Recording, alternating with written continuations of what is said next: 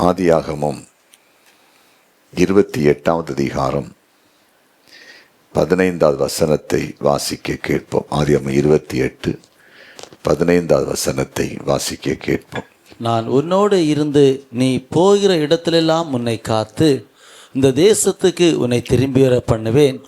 நான் உனக்கு சொன்னதை செய்யும் அளவும் உன்னை கைவிடுவதில்லை என்றார். நான் உனக்கு சொன்னதை செய்யும் அளவும் உன்னை கைவிடுவதில்லை என்றார். இன்றைய செய்தியின் தலைப்பு சொன்னதை செய்து முடிப்பார். சொன்னதை செய்து முடிப்பார். யாக்கோபிடத்தில் ஆண்டவர் பேசுறாரு. நான் உனக்கு சொன்னதை செய்வதுவரையில் உன்னை கைவிட மாட்டேன். அப்படின்னா சொன்னதை செய்து முடிப்பேன்.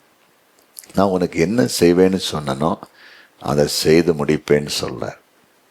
நம்முடைய ஆண்டவர் நமக்கு என்ன செய்வேன்னு சொல்லி இருக்கிறாரோ அதை செய்து முடிப்பார். அதை செய்து முடிப்பார். இந்த வருஷம் உங்களுக்கு என்ன செய்வேன்னு சொல்லி இருக்கிறாரு, அதை கண்டிப்பாக செய்வார். உங்கள் தனிப்பட்ட வாழ்க்கையில் என்ன செய்வேன்னு சொல்லியிருக்காரு, உங்கள் குடும்ப வாழ்க்கையில் என்ன செய்வேன்னு சொல்லியிருக்கிறாரு, உங்கள் படிப்பில், உங்கள் வேலை விஷயத்தில் எதுவானாலும் சரி, அவர் என்ன செய்வேன்னு சொல்லியிருக்கிறாரோ, என்ன வாக்கு தத்தங்களை கொடுத்திருக்கிறாரோ கண்டிப்பாக அதை செய்வார். கண்டிப்பாக செய்வார். சொன்னதை செய்கிற ஒரு ஆண்டவருங்க. அது யாக்கோபிட்ட ஆண்டவர் சொல்லார், நான் உனக்கு இப்போ என்ன சொன்னனோ அதை செய்வேன். என்ன சொன்னார் யாக்கோபிட்ட நான் செய்வேன்னு? சாதாரண காரியமாக சொன்னார். அவர் சொன்னதை பார்ப்போமா?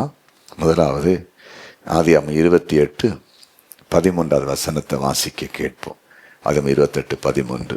அதற்கு மேலாக கர்த்தர் நின்று நான் உன் தகப்பனாகிய ஆபிரகாமின் தேவனோ ஈசாக்கின் தேவனுமாகிய கர்த்தர் நீ படுத்திருக்கிற பூமியை உனக்கும் உன் சந்ததிக்கும் தருவேன். பாருங்க, நீ படுத்திருக்கிற பூமியை உனக்கும் சந்ததிக்கும் தருவேன். என்ன சொல்லாரு யாக்கோபிட்ட? எப்ப சொல்றாரு?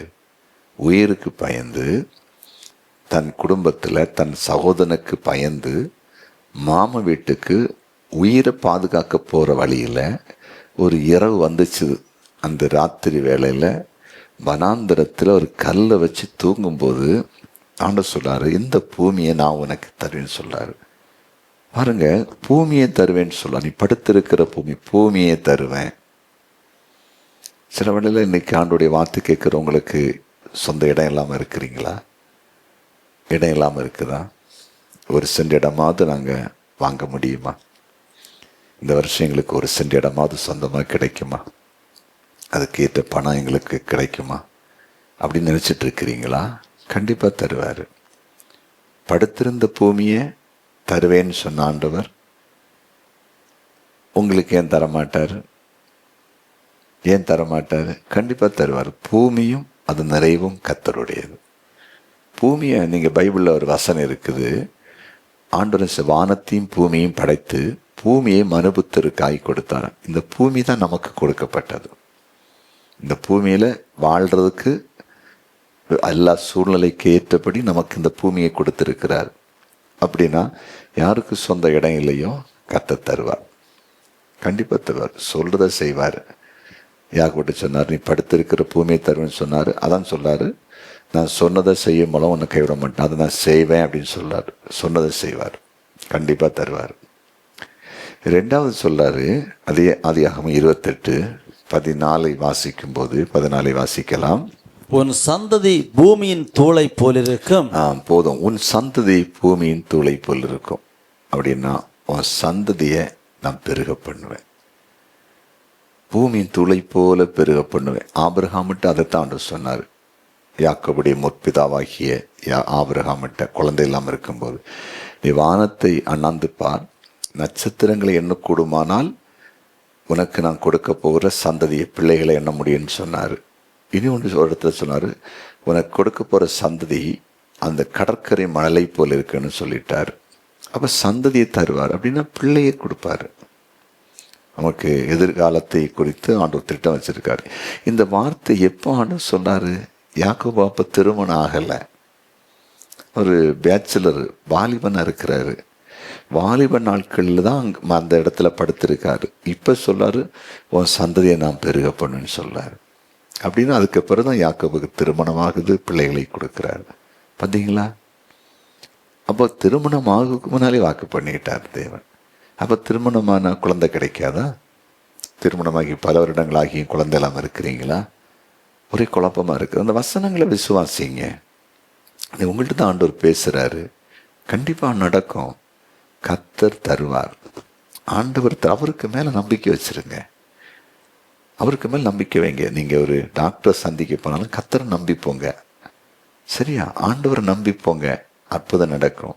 தெய்வ நம்பிக்கை இல்லாமல் வேற எதுக்கு மேலே மட்டும் நம்பிக்கை வைக்காதீங்க. சிலருக்கு அந்த தெய்வ நம்பிக்கையே கிடையாது. குழந்தை கிடைக்கும். ஏசப்பா தருவார், கண்டிப்பாக தருவார். இன்னைக்கு உங்களோடு பேசுகிறார். ஆண்டவர் யாக்கப்பட்டு சொன்னார், உன் சந்ததி பூமியின் தூளை போல இருக்கும். அதை தான் சொல்றாரு. நான் சொன்னதை செய்வேன்னு சொல்றாரு. செய்து தரல ஆண்டவர். மூன்றாவது ஆதியாகமத்தில் 28வது அதிகாரம் 14வது வசனத்தை மறுபடியும் வாசிக்கலாம். 14வது வசனம். உன் சந்ததி பூமியின் தூளை போலிருக்கும்.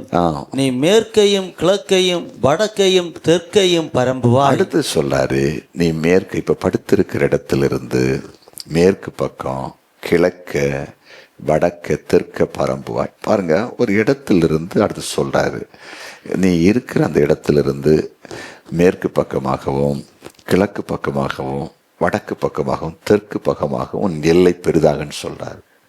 உன் எல்லை பெரிதாகன்னு சொல்றாரு. இதுதான் தேவனுடைய ஒரு பயங்கரமான காரியம். சில ஆட்களை பாருங்களேன், ஒரு பிஸ்னஸ் ஆரம்பிப்பாங்க, ஒரு சின்ன இடத்துல ஆரம்பிப்பாங்க, அது வளர்ந்து வளர்ந்து வளர்ந்து பெருகும். சிலது நிறைய கிளைகள் ஸ்டார்ட் ஆகும், அப்படி வளர்ந்து பெருகும். பார்த்துருக்கீங்களா? சிலர் ஒரு சின்ன கொஞ்சம் இடத்த அப்படியே வாங்கி கொண்டு போவாங்க, அப்புறம் அப்படியே சுதந்திரிச்சுட்டே இருப்பாங்க. பார்த்தீங்களா? யாபேச குறித்து என்ன சொல்றது? 1 நாளாகமம் 4வது அதிகாரம் 9-10 யாபேஸ் ஜெபித்த ஒரு ஜெபத்தில் முக்கியமான ஜெபம், என் எல்லையை பெரிதாக்கணும். அதுதான் அந்த பரம்புறது, அந்த விரிவாக்கப்படுது. அதான் ஆண்டு சொல்றாரு, மேற்க கிழக்க வடக்க தெற்க. ஒரு இடத்தின் ஒரு சின்ன ஒரு மரம், ஒரு செடி வைக்கிற மாதிரி அது வச்சு வளர ஆரம்பிக்கும் போது 4 பக்கம் அது பெருசாகுது. இதெல்லாம் ஆண்டவர் கொடுக்குற வாக்கு தத்துவம். ஆண்டவர் சொன்னா செய்வாருங்க. இங்கே உலக அளவில் பாருங்க, சின்ன சின்ன பிஸ்னஸ் ஆரம்பிச்சு எவ்வளோ பெரிய ஆளாக இருக்காங்க, எவ்வளோ பெருசாக இருக்காங்க. எனக்கு ஒரு பெரிய ஸ்கூல் நடத்துகிற சேர்மனை தெரியும். ஆரம்பத்தில் அவங்க ஸ்கூல் ஆரம்பிக்கும்போது ஒரு இன்டர்நேஷ்னல் ஸ்கூல், அப்புறம் இப்போ அது சிபிஎஸ் ஸ்கூல்லாம் பெருசாக்கிட்டாங்க. அவர் தான் வேன் ஒரு சின்ன செட்டு போட்டு ஆரம்பித்து வண்டி வேன் டிரைவர்லாம் அவரே வண்டி ஓட்டுவார். இப்போ பார்த்தீங்கன்னா எத்தனையோ ஏக்கர் இடம், எவ்வளோ பெரிய ஸ்கூல். இங்கே படித்த பிள்ளைங்கள்லாம் பெரிய லெவலில் போயிருக்காங்க. நூற்றுக்கணக்கான பிள்ளைங்க அங்கே படிக்கிறாங்க. அப்படி ஆரம்பம் அற்பமாக தான் இருந்திருக்கு. நிறைய பேர் அப்படி தான் வந்திருக்காங்க. சின்னதை ஆரம்பித்து பெருசாக்கி இருக்காங்க. ஆண்டோரை அறியாத பிள்ளைங்க கூட அப்படி வந்திருக்காங்க. அப்போ தேவன் அறிஞ்சவங்களுக்கு செய்ய மாட்டாரா? நீ உங்கள்கிட்ட தான் ஆண்டு பேசுகிறாரு. ஒரு இடத்துல இப்போ தான் நீங்கள் வேரூன்றி இருக்கீங்க, ஆனால் அது இன்னும் பரம்பல்ல, அல்லது பல வருஷமாக இருக்க இடத்துல இருக்கிறீங்க. ஒரு 10 ரூம்லாம் இருக்கிறீங்க. ஒரு சின்ன பெட்டி கடை தான், ஒரு சின்ன டீ கடை தான் நடத்திருக்கீங்கன்னா, இனி மேற்க தெற்க கிழக்க மேற்கில் அது பரம்பும், பெரிதாகும், விரிவடையும். விசுவாசிங்க. கர்த்தருக்கு ஊழியம் செய்தாலும் அப்படித்தான், அப்படியே பரம்பும். அந்த இல்லை அப்படியே பெரிதாகும். கொஞ்சம் கொஞ்சமாக அப்படியே வளர்த்துவார் பாருங்க. அதான் ஆண்டவர் அழகாக சொல்கிறாரு, படுத்திருக்க பூமியை தருவேன், அப்புறம் கிழக்கு மேற்கு தெற்கு வடக்கெல்லாம் பரம்புவேன். அதை தான் சொல்கிறாரு, நான் செய்வேன், உன் கூட அதை செய்து முடிப்பேன்னு சொல்கிறார். சரியா? அடுத்ததாக ஆதியாகமம் 28வது அதிகாரம் 14வது வசனம் வாசி கேட்போம். உன் சந்ததி பூமியின் தூளை போலிருக்கும். நீ மேற்கையும் கிழக்கையும் வடக்கையும் தெற்கையும் பரம்புவாய்.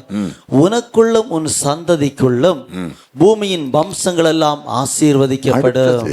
சொல்றாரு, உனக்குள்ளும் உன் சந்ததிக்குள்ளும் உன் பூமியின் வம்சங்கள் எல்லாம், அந்த பூமியின் வம்சம் ஆசிக்கப்படும். அப்படின்னா நம்ம மூலமும் நம்முடைய மூலமாய் இந்த பூமியில கர்த்தர் கொடுக்கிற பிள்ளைகள் வழியாகவும் இந்த பூமியில் இருக்கிற மற்றவங்க ஆசீர்வதிக்கப்படுவாங்க. இது ஒரு பெரிய பிளஸ்ஸிங். இது ஆபிரகாமுக்கும் கொடுத்தார் ஆண்டவர், உன் சந்ததி மூலம் பூமி ஆசீர்வதிக்கப்படும். இன்னைக்கு நிறைய பாருங்க, ஆட்கள் மூலம் பூமி சபிக்கப்பட்டதா மாறுது. மற்றவங்க அழியிறாங்க. அப்படிப்பட்ட ஜனங்கள் அந்த பூமியில் இருக்கிறாங்க. சில ஆட்கள் மற்றவங்களை அழிக்கிறவங்கள யாரையும் நல்லாக்க மாட்டாங்க. அதே போல் சில குடும்பத்தில் சில பிள்ளைங்கள்லாம் மற்றவங்களை நாசம் பண்ணுது, அந்த பிள்ளைங்களும் அழிஞ்சு அவங்களும் அழிகிறாங்க. ஆனால் சில குடும்பம் பாருங்களேன், தாங்கள் நல்லவர்களா நீதிமான்களா வாழ்ந்து பெரிய பெரிய பிஸ்னஸ் மேனா பெரிய பெரிய ஊழியக்காரங்களா அதிகாரிகளை மாதிரி மற்றவங்களை வாழ வைப்பாங்க. அதான் இந்த வசனத்தின் அர்த்தம். உப்பு அநேக பொருட்களை சாரமேற்றும், ருசியை கூட்டம். கொன்னில் இருக்கிற பட்டணம் அநேகருக்கு வெளிச்சத்தை கொடுக்கும். புரிஞ்சுட்டீங்களா? இந்த பூமியை கொஞ்சம் இப்போ கவனமாக பாருங்க, விட்டு பாருங்க.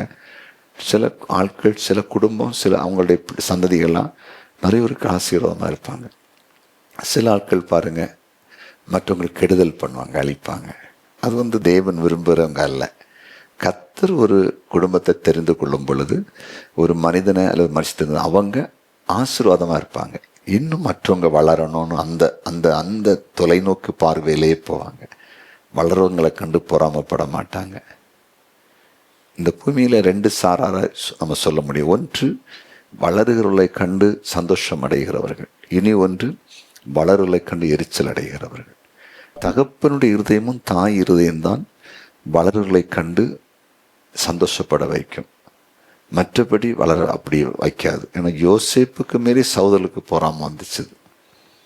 நல்லா புரிஞ்சுட்டீங்களா?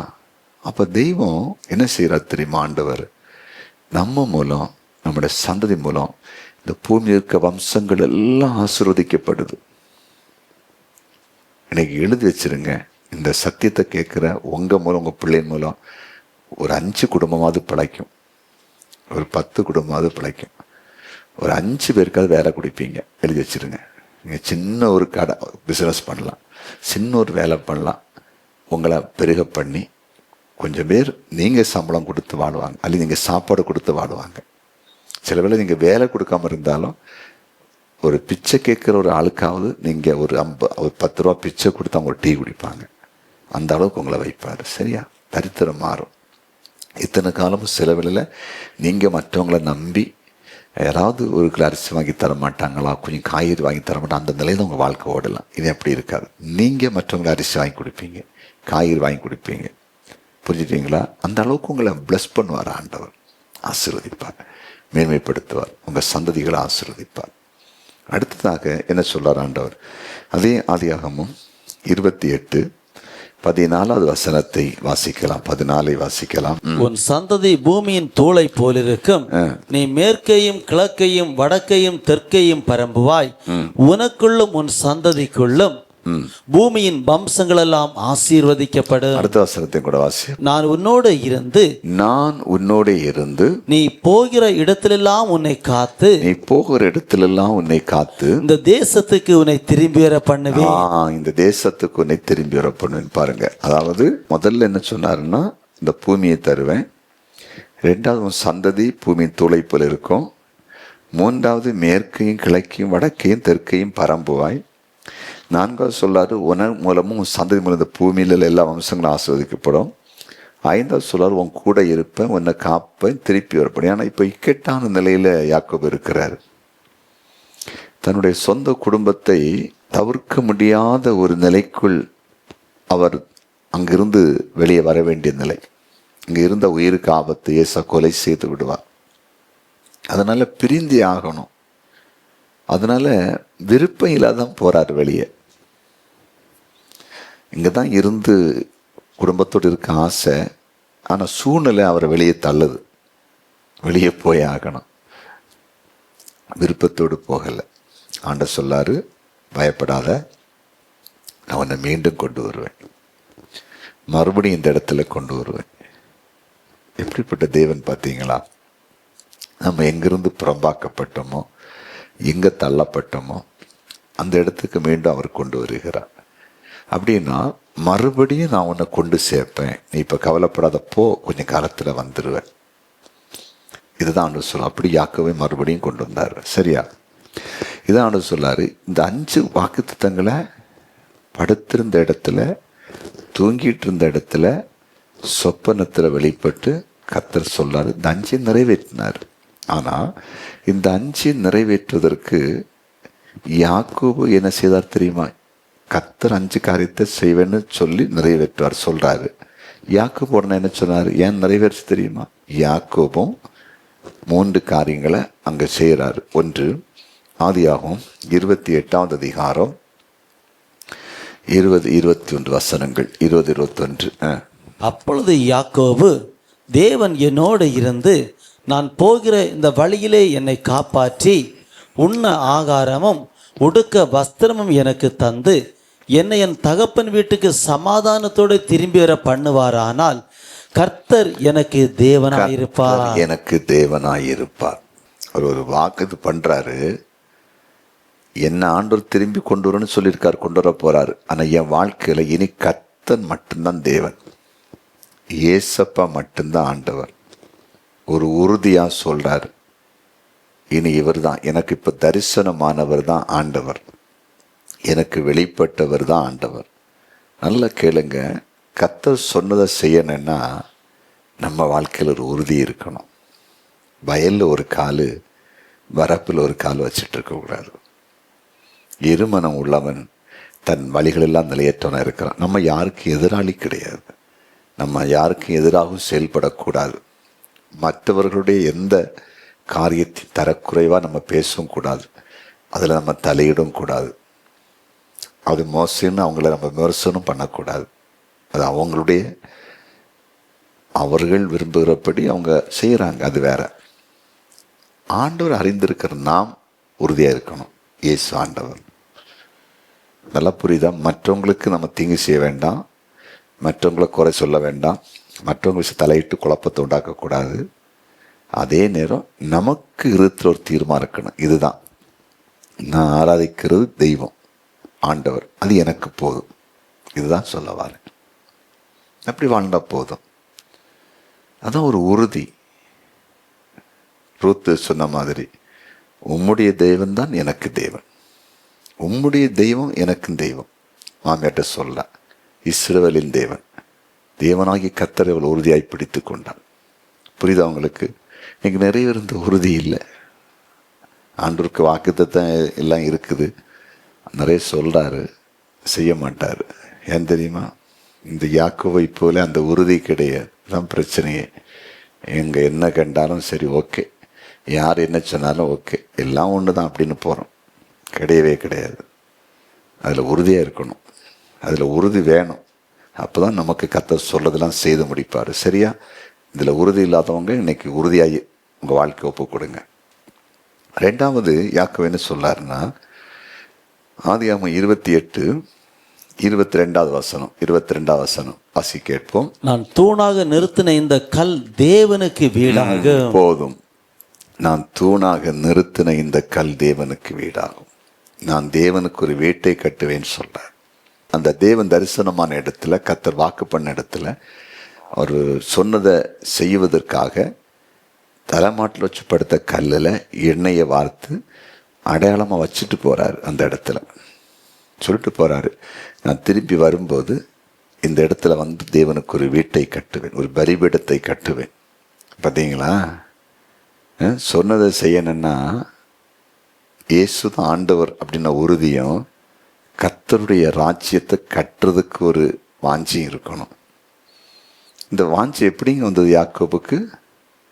இந்த இடத்துல நான் தேவனுக்கு ஒரு வீட்டை கட்டுவேன்னு எத்தனை பேருக்கு அந்த வாஞ்சி இருக்குது?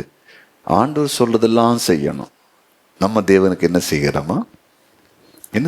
சிலருடைய எண்ணெல்லாம் அப்படிதான். தேவன் சொல்றதை செய்து பெரிய ஆளாயிரணும், பெரிய கோடீஸ்வரர் ஆகணும், பெரிய வீடு வைக்கணும், பெரிய பிஸ்னஸ் மேன் ஆகணும். ஆனால் தேவனுக்கு ஏதாவது ஒரு தீர்மானம், நான் இப்படி என்னை கர்த்தர் நடத்தினா நான் இப்படி செய்வேன், ஆண்டவருக்கு சபையை கட்டுவேன், கர்த்தருடைய ஊழியத்தை கட்டுவேன், கர்த்தருடைய ஊழியத்தை கொடுப்பேன். அந்த எண்ணம் இருக்குதா? தீர்மானம் இருக்குதா? ஆகாய் தீர்க்கதரிசியின் புஸ்தகத்தை வீட்டில் வாசித்து பாருங்க, அப்புறம் எடுத்து வாசிங்க. கர்த்தருடைய ஆலயம் பாழாய் கிடக்கும்போது நீங்கள் மச்சு பாவனை வீட்டில் குடியிருக்கிறீங்களே, அப்போ என்ன நடக்குது? நீங்கள் அதிகமாக விதைக்கிறீங்க, கொஞ்சமாக இருக்கிறீங்க. நான் எல்லாத்தையும் ஊதி போடுறேன். பொத்தலான பையில போடுகிறத போல எல்லாம் கொண்டு போடுறீங்க, ஓட்ட பையில போடுறீங்க கொண்டு. ஒன்றும் இல்லை. நீங்கள் ஆசிரமம் இருக்குன்னா மலைக்கு மேலே ஏறுங்க, மரத்தை வெட்டுங்க, ஆலயத்தை கட்டுங்கன்னு சொல்றாரு. இந்த வருஷம் ஒரு தீர்மானம் எடுங்க. நீங்கள் ஆராதிக்கிற சபை கட்டப்படணும், அந்த ஊழியத்துக்கு ஆசீர்வாதமாக நான் இருக்கணும், வாஞ்சிங்க, தீர்மானம் எடுங்க. அது ஒரு பொருத்தனையோடு அந்த காரியத்தை செய்யுங்க. ஒரு சின்ன ஜெப வீட்டுக்கு நீங்கள் போயிட்டு அந்த ஜெப வீடை கட்டி எழுப்பணும். நீங்கள் ஆராதிக்கிற ஜெப வீடு ஒரு வாடகை கட்டிடத்தில் இருக்குது, அதுக்கு ஒரு சொந்த இடம் வாங்கணும். நீங்கள் ஆராதிக்கிற சபையில் ஃபேனில் ஒரு ஃபேன் வாங்கி போடணும். நான் வாங்கி போடுவேன், என்னை ஆசீர்வதிங்க. ஆண்டவர் லைட்டில் நான் வாங்கி கொடுப்பேன், ஒரு ஃபுல் பிட்டு வாங்கி வைப்பேன், என்னை ஆசீர்வதிங்க ஆண்டவரை. நான் விரும்புகிறேன் உம்முடைய ஆலயம், உம்முடைய ஜெப வீடு அழகாக இருப்பதற்கு, அது திருப்தியாக இருப்பதற்கு.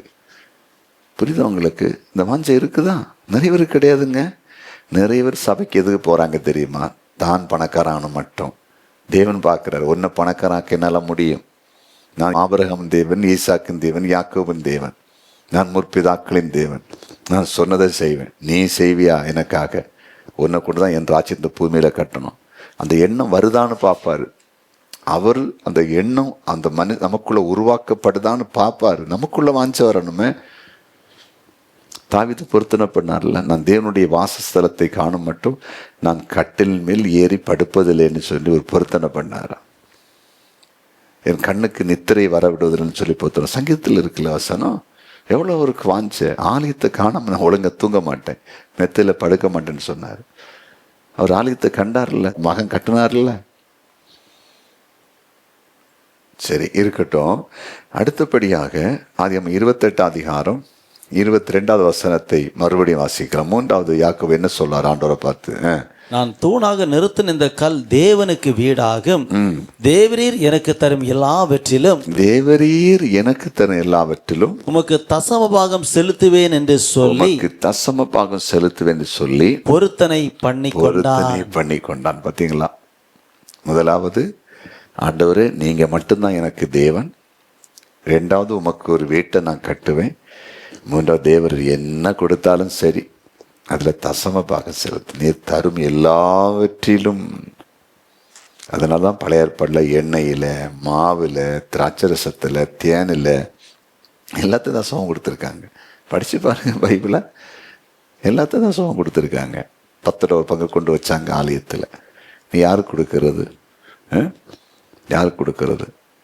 மாங்காய் நிறைய காய்ச்சுன்னா, நிறைய நமக்கு அது மரத்தில் வந்துச்சுன்னா, நல்ல விலை கிடச்சி, நல்ல ஜாதி மாங்காய்னா அத்தனை மார்க்கெட்டு போயிடும், ஒன்றுமே வராது, விலை கம்மின்னு வரும்.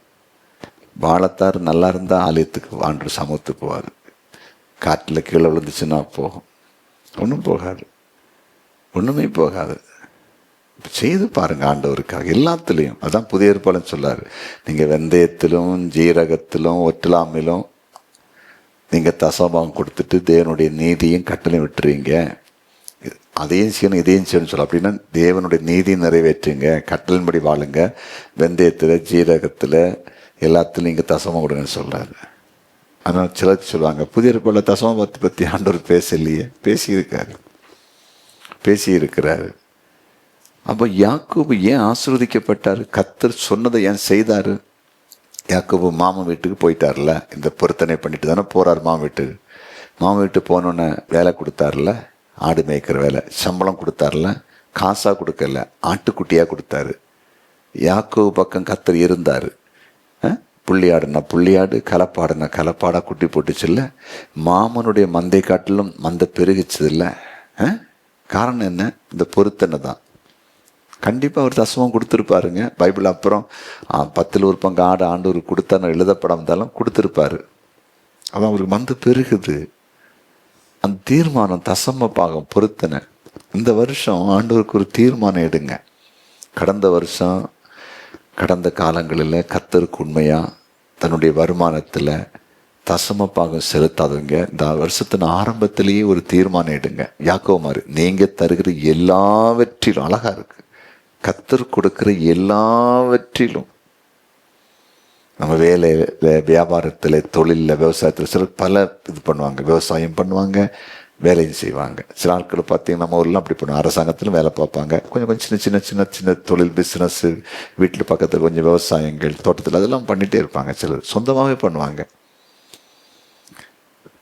பல இது பண்ணிகிட்டு இருக்காங்க. ஆடு மாடு வளர்ப்பாங்க, கோழி வளர்ப்பாங்க.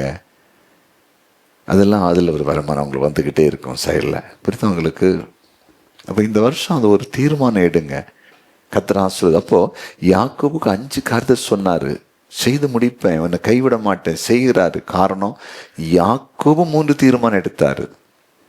அது எடுத்து செய்தனால தான் ஆசீர்வாதம். இயேசுவே ஆண்டவர், தேவனுக்கு வீட்டை கட்டுவேன், தசமம் கொடுப்பேன். நீங்கள் இன்னைக்கு தீர்மானம் பண்ணுங்க, கர்த்தர் இந்த வருஷத்தில் கடந்த வருஷம் சொல்லி நடக்காது, இந்த வருஷம் நடக்கும், இந்த வருஷம் சொல்றதெல்லாம் நடக்கும், அவர் சொல்றதெல்லாம் செய்வார். நீங்கள் பெரிய ஜாதி ஆவீங்க. கண்களை மூடுவோமா, ஜெபிப்போமா? ஜெபிக்கலாம். ஆண்டவரே, உம்முடைய விலையேற பெற்ற பிரசன்னத்துக்காக நன்றி. சொன்னதை செய்கிறவரே, 5 வாக்குத்தத்தங்களை சொப்பனத்திலே கொடுத்துட்டு நான் உனக்கு சொல்லி இருக்கிறத செய்வேன்னு சொன்னீங்க. நீ படுத்திருக்கிற பூமியை தருவேன், சந்ததியை நான் பெருக பண்ணுவேன், நீ மேற்கையும் கிழக்கையும் வடக்கையும் தெற்கையும் பரம்புவாய். இன்னும் ஆண்டவரே, நான் உன் கூட இருந்து உன்னை காப்பேன், திரும்பி வர பண்ணுவேன். உன் மூலம், உன் சந்ததி மூலம் இந்த பூமியில் உள்ள வம்சங்களை எல்லாம் ஆசீர்வதிப்பேன்லாம் வாக்கு பண்ணிட்டீங்க. நீங்கள் சொன்னதை செய்யாமல் நான் விடமாட்டேன் அப்படின்னு சொல்லிட்டீங்க. அதை செய்தீங்க. யாக்கோபுடைய வாழ்க்கை பின் நாட்களில் நாங்கள் தியானிக்கும் போது நீங்கள் சொன்னதெல்லாம் நடந்துச்சு.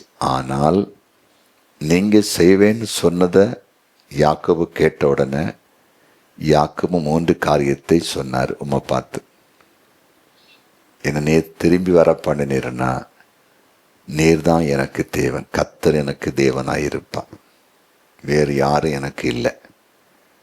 2வது, நான் கல்லை வச்சுட்டு போகிற இடத்துல தேவனுக்கு ஒரு வீட்டை கட்டுவேன். 3வது, தேவரீர் கொடுக்கிற எல்லாவற்றிலும் தசமம் கொடுப்பேன். இந்த 3 தீர்மானத்தையும் யாக்கோபும் செய்து முடிச்சார். அதனால கர்த்தர் சொன்னது நீங்க செய்து முடிச்சீங்க. இன்னைக்கு இந்த சத்தியத்தை கேட்குறோமுடைய பிள்ளைங்க, நீங்க சொல்லும்போது பெரிய பெரிய காரியத்தை சொல்லும்போது இவர்களும் யோசித்து சில தீர்மானங்களை எடுத்து உம்மிடத்துல சில பொருத்தனைகளை செய்து அதை நிறைவேற்றி நீங்க சொன்னதை உம்மிடத்திலிருந்து பெற்றுக்கொள்ள கிருபை தாரும். ஆண்டவரிடத்திலிருந்து பெற்றுக்கொள்ளணும். ஆண்டவருக்கு ஒன்றும் கொடுக்கக்கூடாதுன்ற மனநிலையில் யார் இருக்கிறாங்களோ அவங்க மனநிலை இப்போ மாற்றுங்க. கடந்த காலத்திலும் தேவனிடத்து நன்மையை பெற்றுக்கொண்டு தேவனுக்கு பிரயோஜனம் இல்லாமல் யாராவது இருந்திருப்பாங்கன்னா, இந்த வருஷத்தில் கர்த்தர் எங்களுக்கு நன்மை செய்ய நன்மை செய்ய நன்மை செய்ய நாங்கள் தேவனுக்கு, தேவனுடைய சபைக்கு, ஊழியத்துக்கு ஆசீர்வாதமாக இருப்போம் என்கிற அந்த காரியத்துக்குள்ள நம்முடைய பிள்ளைகள் தெளிவாய் வரட்டும். பெரிய காரியத்தை ஆண்டவர் செய்வீராக. இந்த மகிமையின் இரவு ஜெபத்தில் பங்கு பெற்ற அனைவரையும் உம்முடைய ஊழியக்காரன் ஆசீர்வதிக்கிறேன். யாக்கோபை போல கர்த்தர் ஆசீர்வதிங்க. யாக்கோபை போல இவர்களை மேன்மைப்படுத்துங்க. நீர் அப்படி செய்தி. நன்றி. இயேசுவின் நாமத்தில் பிதாவே, ஆமேன், ஆமேன், ஆமேன். ஆண்டவர் உங்களை ஆசீர்வதிப்பார். ஆமேன்.